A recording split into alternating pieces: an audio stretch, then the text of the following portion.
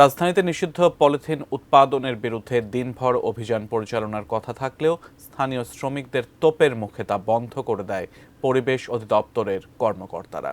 এ সময় অভিযানের বিষয়ে তথ্য জানতে চাইলে সাংবাদিকদের সঙ্গে অসহযোগিতামূলক আচরণ করেন অভিযানের নেতৃত্ব দেয়া পরিবেশ মন্ত্রণালয়ের উপসচিব বেগম রুবিনা ফেরদৌসি। বিস্তারিত জানাচ্ছেন স্বপন আহমেদ। ঘোষণা অনুযায়ী বুধবার সকাল 11টায় নিষিদ্ধ পলিথিন উৎপাদনকারী প্রতিষ্ঠানের বিরুদ্ধে অভিযানে নামে পরিবেশ অধিদপ্তর।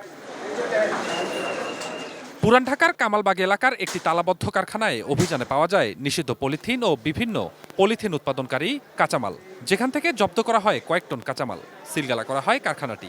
কারখানা বন্ধ থাকায় সেখান থেকে কাউকে আটক করা যায়নি।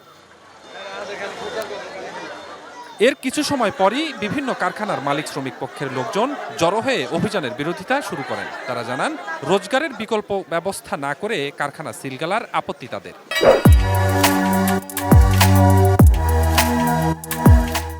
বিকল্পটা দিয়ে তারপর আপনারা বন্ধ করেন। আর যেই কারখানাটা আজকে আপনারা অভিযান করছেন, কারখানাটা বন্ধ, এই কারখানাটা কেন রেট হবে? আপনারা পলিথিন বন্ধ করে দিবেন, কোনো সমস্যা নাই, বন্ধ করে দেন। লক্ষ লক্ষ শ্রমিক কোথায় যাবে, কি করবে, ওটা আগে দেখেন। এক পর্যায়ে উত্তপ্ত পরিস্থিতি নিয়ন্ত্রণে আনে সেনাবাহিনী। পরে অভিযানের নেতৃত্ব দেওয়া উপসচিব রুবিনা ফেরদৌসির নির্দেশে ঘটনাস্থল ছেড়ে চলে যান যৌথ বাহিনী। প্রতিবাদেই কি অভিযান মাঝপথে থেমে গেল? সাংবাদিকদের এমন প্রশ্নে কিছুটা রাগচ্ছরে উত্তর অভিযানে নেতৃত্ব দেওয়া উপসচিবের। আমরা 1 নভেম্বর থেকে, এটা আগে থেকে ঘোষণা যে 1 নভেম্বর থেকে এটা করা যাবে না, তো আমরা আজকে করেছি। ঠিক আছে, আজকে তো লং টাইম করতে চেয়েছিলেন, তাহলে কি জনগণের তোপের মুখে আজকে ক্যান্সেল করলেন? আপনাকে তাই মনে হচ্ছে? না, আমার কাছে তো তাই মনে হচ্ছে না।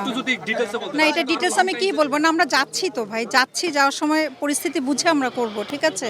দিনব্যাপী এ অভিযান চলার কথা থাকলেও তা সম্পন্ন না করেই অভিযান সমাপ্ত করেন রুবিনা ফেরদৌসি। Swapan Ahmed, ATN News, Dhaka.